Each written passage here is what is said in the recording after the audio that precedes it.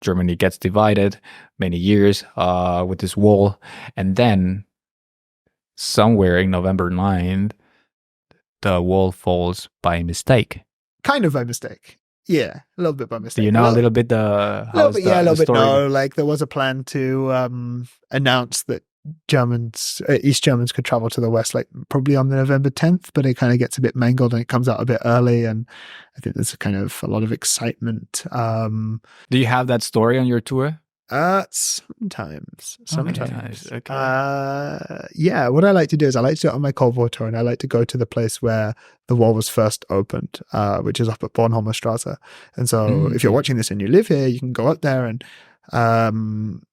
ideally you can read German, because there's a small exhibition, which is fine, but actually you should look in the ground and you'll see this metal on the ground, and it will tell you, you have to follow it backwards, go downhill, then follow it properly walking uphill, and it will tell you what happened on November 9th, like at midday, at 4 o'clock, at 4:45, at 8. And it's an exciting story. It's also, most of the stories I tell are like, and then he died, and then they died, and then they killed 1,000 people. And like, I don't tell them for that effect, but there's a reason that when you see the signs talking about November 9th, 89 throughout the city, it's called the Friedliche Revolution, the peaceful revolution. And like, Jesus Christ, do these guys need some like peaceful revolution in their history? You know what I mean?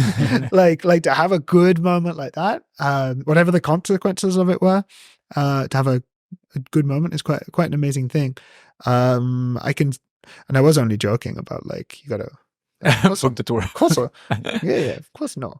I do as my kind of as quick a version as possible. But I mean, you start to have cracks all across Eastern Europe because the system isn't working. It's also not built for everybody. This is one of the benefits of democracy, right? For all of its flaws, for all of its compromises, at least everyone has a part in it. Or if you really hate the government, at least you've got the next election, right? But if you've got a system where there's no end to it, then it's going to build frustration that has to be let out in a different way. Yeah.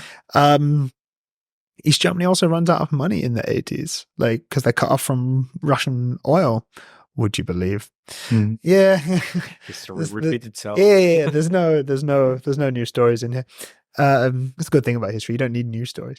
And so basically, you get this consumerist West where it looks like life gets better. And I'm not going to say that the West is all perfect and everything, but like let's say this is 20 years ago and I'm the dude with the newest iPod and you got the old one. Like there's a little bit of that, right? Like it's a little bit of, they've got it a bit better than me, right? That creates a longing for what the other side could be. And that's something that East and West Germany have that no other communist East European country has in the same way, right? They could be us. We are them. We're actually the same, right? Like that's why you always have this comparison, let's say, between the two. And so you've got cracks in the system. You've got another place you could be. It's why people are willing to risk their lives to get over there as well, right? Very tragically, they also lose their lives doing it, right? At least 140 people, I think. And so protests start to grow. 1989. At the same time, Hungary cuts down their barbed wire at the border on TV, right? That's the border between Hungary and Austria.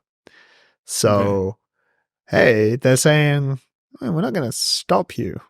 And so for East Germans, they drive through what was then Czechoslovakia, they drive into Hungary, they can go to Austria, which means they can go to Bavaria, which means they're in West Germany. And so Hungary's opening the border.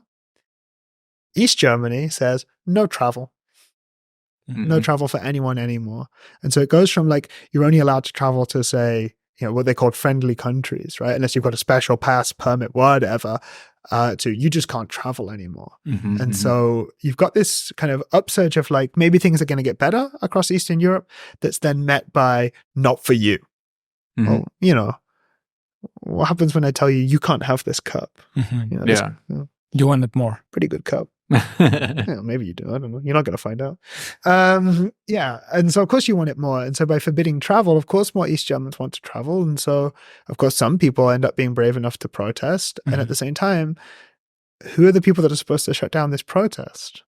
The fellow East Germans. So, we're going to cut several long stories short, but in October, I think, October of 89, there's one point where, everyone's told this, if there's a protest on this night, well, do what you want. But if you're staying on the streets after 10 p.m., you should know that we've sent extra blood to all the hospitals and the army are going to be on the streets. And it is, they've sent blood to the hospitals, like they're preparing for a bloodbath. And the army disobey orders and don't open fire.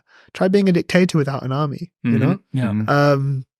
And so you've got fundamental flaws that are appearing in this country, and the protests grow and grow and grow. And then, like you said, like before, the guy makes a big mistake.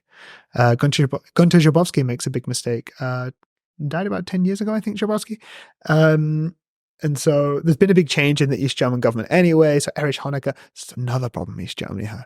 Honecker's been leader since 1970. Like, dude's old. He's old and out of touch. He's been in power for like over 18 years. Yeah. 19 years at this time. Like, journalists want a story, right? They're going to ask those probing questions. They're going to ask the tough questions. They're going to embarrass you, whatever. And so, yeah, I watched this very recently online. We're going to let people travel. And then he says, this words that all Germans watching this know. When is it effective? And he says, ab sofort unverzüglich.